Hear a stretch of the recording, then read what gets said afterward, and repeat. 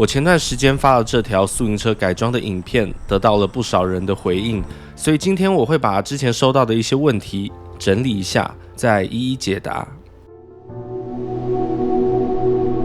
这台车能不能下地库，取决于地库限高多少。我这台车车高2.6米多，很明显已经告别了绝大多数的地库。当然，我也曾经见到过限高3.6米的超高地库。不过基本上我们还是把它归纳为下不了地库。有人说，就你这样的车内装修，行驶的时候一定全是异响。我自己的回答是，什么叫异响？就是异常的响声，对吧？我在行驶的时候确实会有声音，但那个不是异响。为什么这么说呢？因为那些声音全都是我在车内挂的东西，在遇到颠簸路段的时候碰撞发出来的声音。也是因为我自己懒得拿下来，并且我能够接受这些东西的声音，我上装的这些木头材料暂时没有发现什么异响。关于油耗部分的话，综合下来100公里大约11升，尿素大概2-3千公里加一次，每次一桶差不多10升，然后一桶大约45元。有人说，你这台车做饭怎么办？我说可以在车尾或者车侧的外面做。他说，那你遇到下雨天，你绝对就做不了了。我说我也可以在车内做，稍微通点风就好了。他就说不可能，你这台车绝对不行，做饭整个油烟一定散不掉。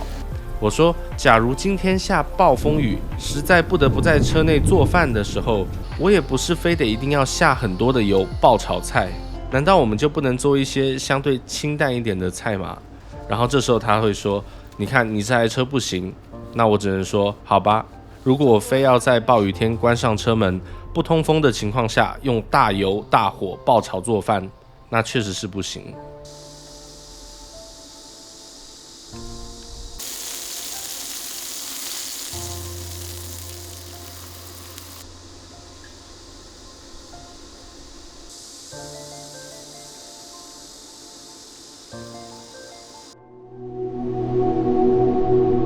关于床的部分，我收到的信息是很两极的。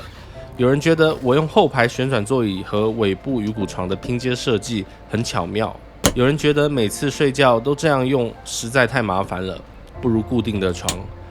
这里我先给大家灌输一下我自己的理念。我玩宿营车追求的是平衡，我希望它有很多功能，因为我们的车内空间确实也不是很大。所以如果我们想要一次性满足多种需求的话，那只能采取多功能模块化的方案，以达到最大的空间利用率。当然这样一来势必会牺牲掉一部分的便利性，又有谁会不想要睡在一张固定的大床上呢？我这个车第二排座椅的变化和操作原理是这样的，底座是一个转盘，同时上面还有一组小滑轨，所以可以在各个方向旋转滑动。需要旋转的时候按下这个开关，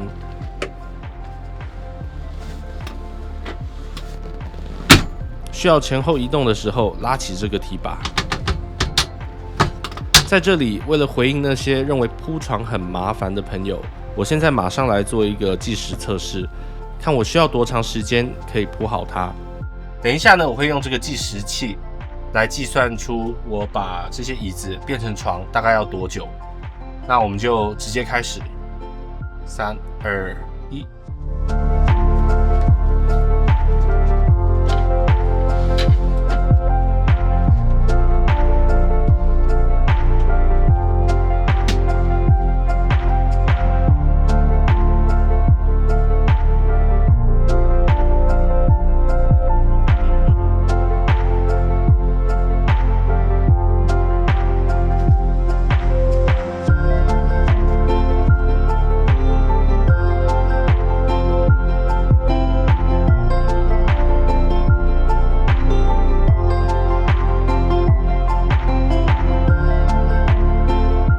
差不多30秒，所以说其实也蛮快的。我原本以为差不多要2-3分钟，结果没想到30秒就已经弄好了。平时的话我们就慢慢弄就好了，不用那么快。那你大概2分钟，最多2分钟，就非常的从容。对我而言，把这个椅子变成床，不会是一个非常费劲的一个事情。30秒、1分钟，轻轻松松。平时不睡觉的时候，整个车子的过道是很通透的，可以玩出各种姿势，这难道不香吗？还有人说我们2个人睡这张1.3米的床有点太挤了，确实没有在家里睡这么的宽松，但其实也不是不行，还可以的。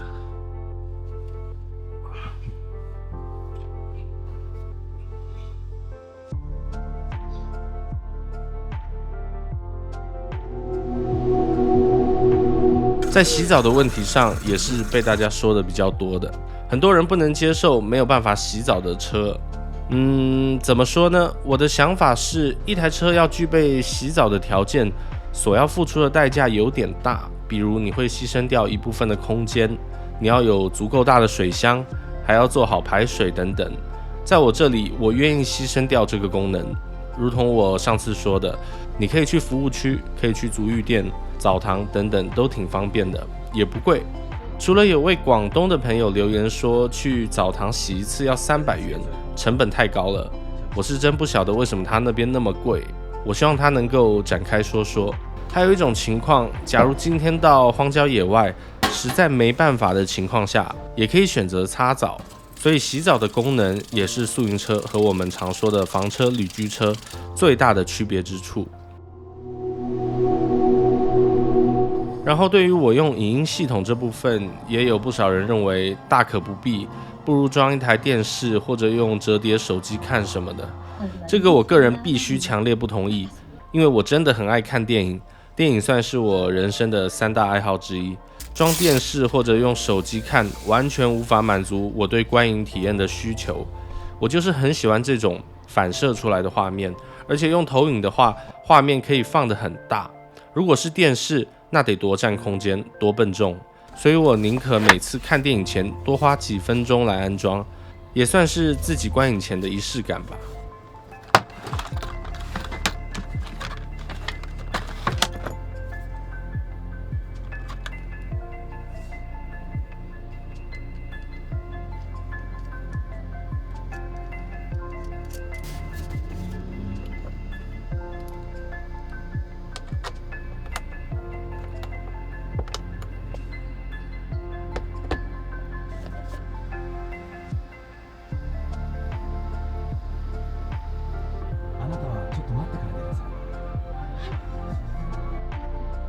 关于车上影音这块，如果各位感兴趣的话，我会再做一条影片，详细分享我的经验。